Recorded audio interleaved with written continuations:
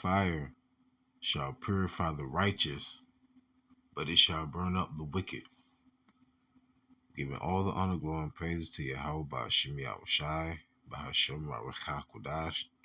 That belongs to my elders at Great Millstone who rule well. Singing honors to the elect. Peace and blessings be to all the saints and men, women, and children that do consist of the 1/3. Shalom, shalom. Isaiah 48, chapter 10.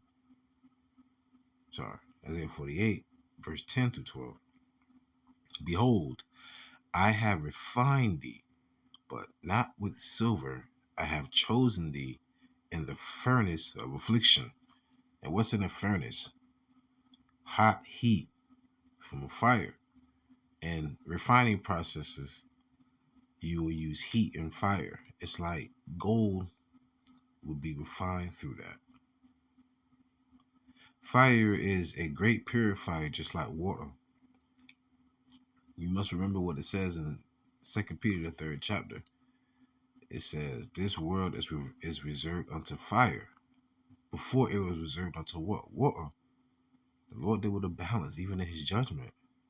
So he flooded the earth with water, and this time he's going to create a lake of fire, which is going to be here in the mystery whore Babylon.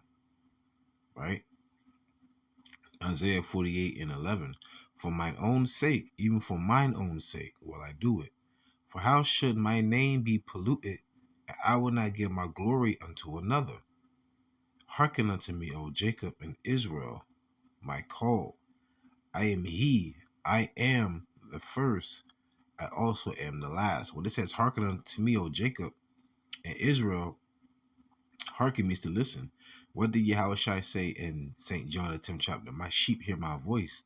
So those being refined, those who hearken to the Lord, those who call on him, and you must know the name, like it says in Sirach 17:10, the elect shall praise thy holy name. That's the elect, the 144,000 and the 1/3 in Israel. All right? You got to remember, Sirach chapter 2, verse 5 through 6. For gold is tried in the fire, and acceptable men in the furnace of adversity. Believe in him, and he will help thee. Order thy way aright, and trust in him. Because the scripture says, through much tribulation shall ye enter to the kingdom of heaven. So those who are fighting and striving for their seat on the chariot, we have to go through much tribulation, because we're trying to be righteous in the wicked society. All right, Job 9:24, the earth is given to the hands of the wicked. Jake 2/3, they ain't worrying about trying to get into the kingdom of heaven. So they're not really going through adversity like we are. We're willfully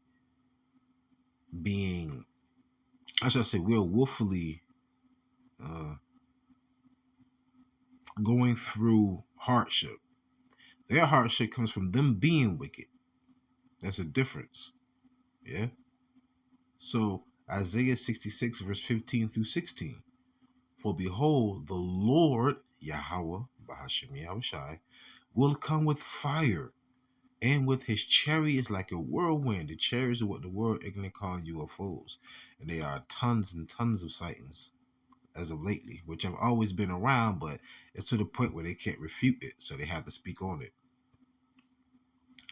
To render his anger with fury and his rebuke with flames of fire. That reminds me of 2 Thessalonians, the 1st chapter, the 6th verse, where it says, seeing it's a righteous thing to recompense them that bring trouble upon thee, roughly paraphrasing. Right? Verse 16, for by fire and by his sword, the molecular warheads, will the Lord plead with all flesh, and the slain of the Lord shall be many. That's heavy. The Lord going to plead with all flesh by what? Fire. Remember, the Lord deals with a balance. And there's a lot of parables and allegories. We're being refined by the word.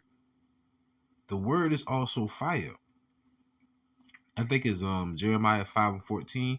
The Lord said, I'll put my words in your mouth, and my words shall be like fire, and these people like wood. But guess what? We're not exempt either. We still get burned by the word, because we in this wicked flesh, you know.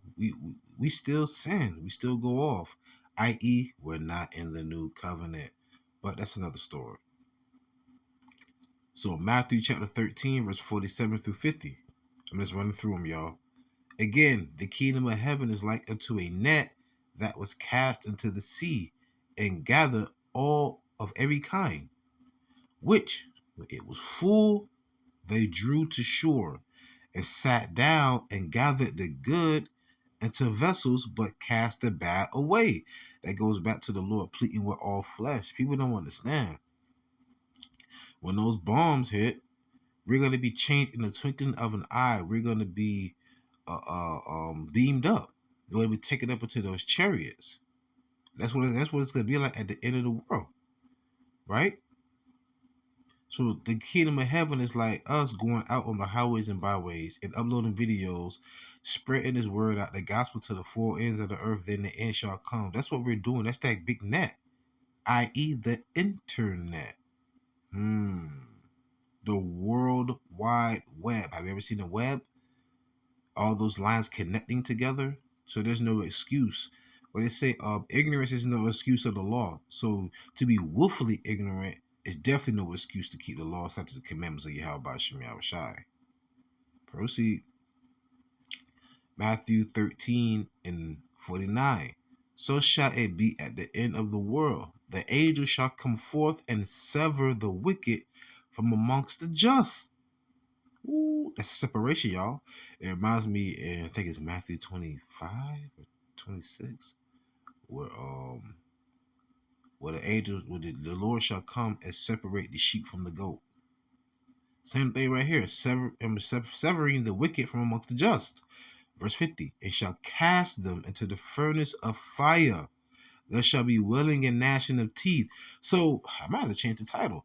So the righteous shall be refined in the furnace of affliction. The wicked shall be burned up in the furnace of fire. Come on, you just can't make that up. And here's a precept to show you what their prophecy is going to be like. This is 2nd Ezra chapter 16, verse 14 through 17. Behold, the plagues are sent and shall not return again until they come upon the earth. The fire is kindled and shall not be put out. What is the plagues that's being sent again? What's those plagues, y'all? Till it consume the foundation of the earth. Let's go there. Zechariah 14 and 12. And this shall be the plague wherewith the Lord will smite all the people that have fought against Jerusalem. Their flesh shall consume away while they stand upon their feet, and their eyes shall consume away in their holes, and their tongue shall consume away in their mouth. It's redundant, but think about Sarah Connor and Terminator 2 at the fence with the little kids at the park playing. You see an instant flash in the distance, and there's a destroying wind, a heat wave, quickly approaching. That's the plague. What happens when she's standing there at the gate? Huh? Her flesh consumed away upon her feet, her eyes consumed away in her holes, and her tongue was consumed away in her mouth. That's the plague. That's the plague. Let's go back. 2nd Ezra chapter 16, verse 15. The fire is kindled and shall not be put out till it consume the foundation of the earth. Light as an arrow which is shot of a mighty archer returneth not backward. Even so the plagues that shall be sent upon earth shall not return again. What does that mean? Once you shoot off an ICBM missile, an intercontinental ballistic missile, or any missile like that, there's no way you can reverse the trajectory. It's like firing a bullet. Once that bullet is shot out of the chamber, you cannot reverse it. You cannot stop it. It's going to continue to go until it hits something. So it's the same thing that's going to happen when those ICBMs are let loose. There's nothing you can do. Remember that time there was a false alarm in Hawaii when they thought that they were going to get bombed? And the beautiful brother, GMS Hawaii, the brother went live. He was crying and praying to the Lord to be saved. People were opening manholes, putting their children in the ground. There was some women that was live on their little TikTok or whatever the heck they was on, and then when they heard the sirens, they were crying and asking their husband, "Oh, what do I do? What do I do?" What do you think those people doing right now?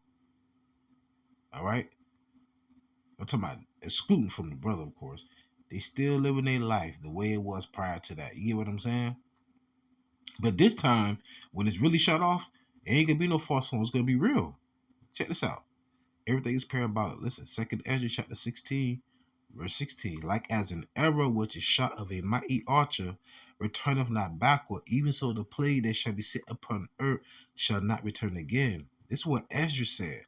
Woe is me, woe is me, who will deliver me in those days? So the prophets are here again today. Like the angel told John the Revelator, you shall prophesy again amongst many kingdoms and nations. Right? So jumping down, remember, what was me? What was me? Who will deliver me? YAHAWASHI will. Hearken. Zechariah 13, verse 8 through 9. And it shall come to pass that in all the land, saith Yahweh, 2 parts therein shall be cut off and die, but the third shall be left therein. 2/3 of people are going to perish. The wicked going to be severed from the just anyway, right? Verse 9, and I will bring the third part through the fire. So that's how we're going to be delivered. The Lord's going to carry us through the fire. Through the fire. Through the wall. That was a good song. Anyhow, and I will bring the third part through the fire, and I will refine. There go again. Refine them as silver is refined, and will try them as gold is tried. Remember, the corruptible cannot inherit that which is incorruptible. We must be changed in the twinkling of an eye. Ding! I couldn't make this sound effect, but you know what I'm saying. And will try them as gold is tried. That reminds me of Malachi the 3rd chapter, when the Lord said he shall gather his jewels. And they shall call on my name, the elect. That's who the 1/3 is, 144,000. The elect. They shall call on my name, and I will hear them. I will say, it is my people, and they shall say, the Lord is my God, or YAHAWASHI, YAHAWAH. So with that being said, I pray you was edified and fed. Stay in the spirit. Don't fear it, just endure it. Ask for forgiveness. Pray without ceasing. Stay humble. Remain diligent. Come Allah. Mufla Babal. Shalom.